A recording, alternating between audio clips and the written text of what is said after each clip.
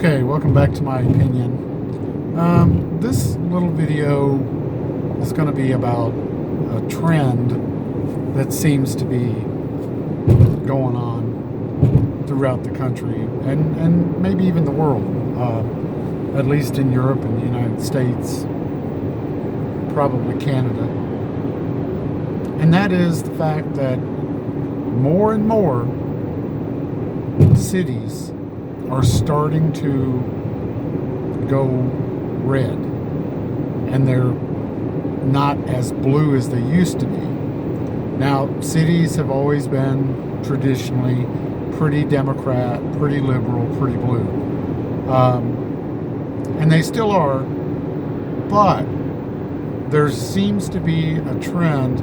I forgot where the study came from, and you can look it up, where the liberal supporters tend to be a little more conservative and starting to go more conservative.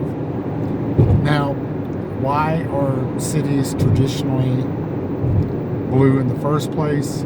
Well, one reason that a lot of sociologists think is because cities depend more than rural communities on government services.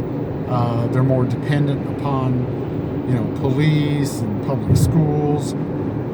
They're more dependent on government, typically. Whereas if you live out in the rural community, it's more of, you do you, I do me, you leave me alone, stay in your yard. It's way less government interference wanted by the people. You got social programs in cities, etc., things like that. More so, public housing, more so, things like that in the cities.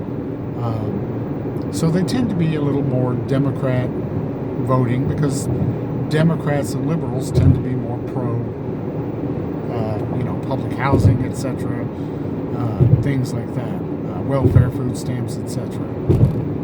So it's interesting that cities are starting to, they're not, going red, they're just starting to go a little more conservative.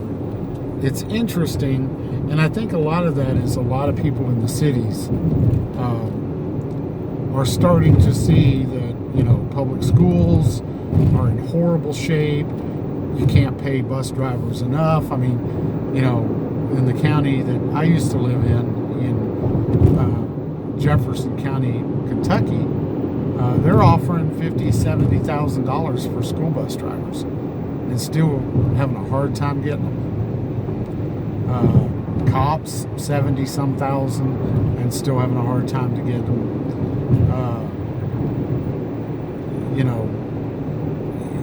I think people are really starting to see that Democrats, liberal politicians, liberal mayors, city councils, school districts with all this, nonsense of, reading pedophilia in, an eighth grade library to kids with, people who are just, don't get me wrong, I don't care what you do with yourself, but there's no reason to be teaching a book like The Lawn Boy to, grade schoolers and middle schoolers. No reason at all, other than pedophilia.